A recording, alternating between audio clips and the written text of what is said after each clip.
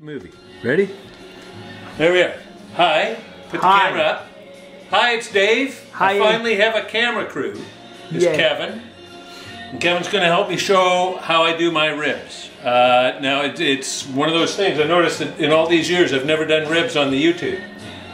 So we got some side ribs. They were on for $9 a pound. Pretty good deal. We got, what, 4 huge racks for, and some, I mean, like, look at how thick that is. That's just beautiful. There's a lot of meat on there. Same with these ones. So what we're going to do is we're going to pop the membrane off, because that's the way I like to do it. And I know there's some people don't bother with that, and that's fine.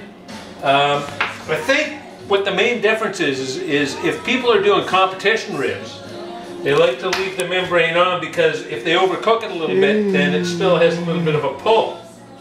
So it still feels like it's got that pull of not being overcooked. Whereas for you and I, when we're cooking in the backyard, if we overcook them, people think, oh wow, it's fall off the bone good. So that's all right. And if it's got a bit of pull, then we know ourselves that we've done it just right. So, because that's, of course, what you're always looking for, is a little bit of pull, not quite fall off the bone, but just about there. So poke a hole in, you start tearing that membrane. If you're lucky, it comes all in one piece. Of course, I'm not that lucky today. But you see how much fat's in there, and how much, and that's just gonna, as that releases, that's just gonna be lovely and good. So I'm gonna peel the membrane off all of these, then I'm gonna get my rub ready. So I'll show you how that goes in a second. Go ahead, press stop, Kev. Stop! Stop at the menu! No, stop. Red button. Okay, and it's going. That's good. Okay, so, got the membranes off, and for a couple of these, like these really big ones here, the membranes really, you can't really much get at them. But you look at all the meat that's on there, like that's a good meaty chunk of rib. And that was $8.99 a pound. You can't beat it. This here represents $40. We're going to feed 1, 2, 3, 4, 5, 6, 7, 8. We can feed 8 people off this. What we're going to do is we're going to be feeding 4, and then the rest is going in a chili that I'm going to make. So I have a really good basis for a chili. And so that's what we're going to do.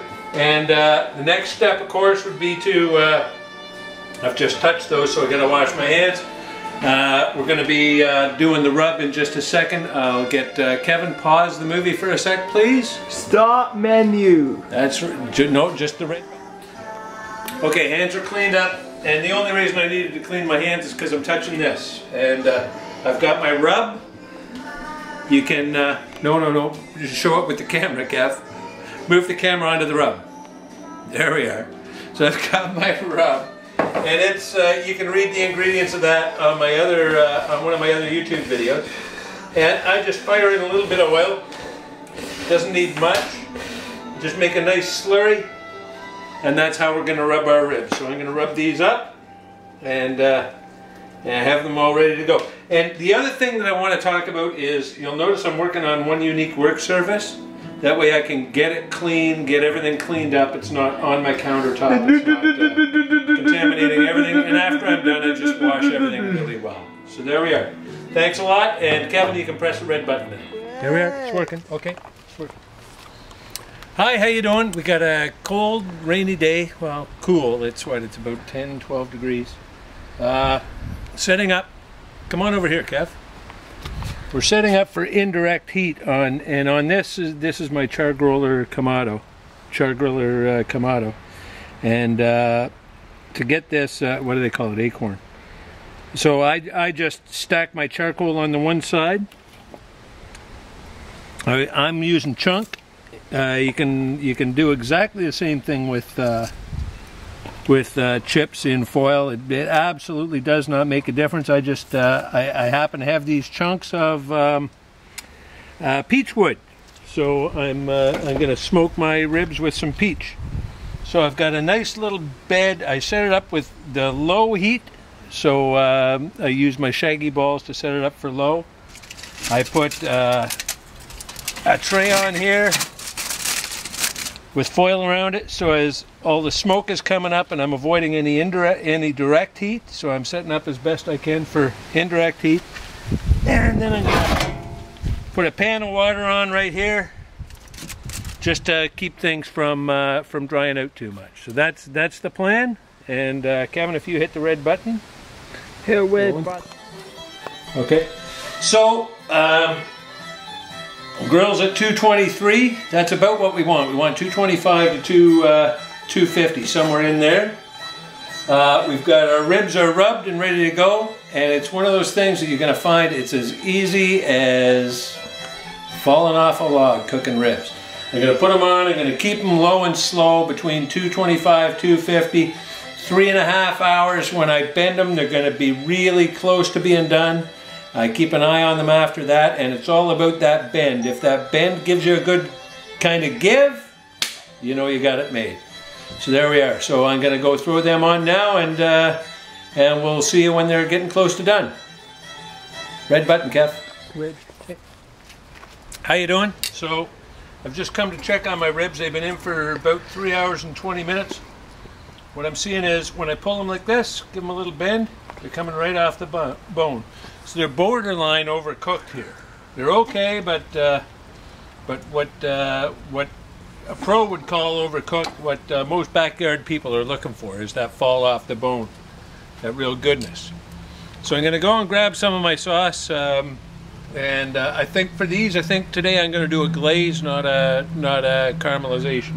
So difference being, you can caramelize them, turn the heat up high, sauce them, and then put them on real quick so as they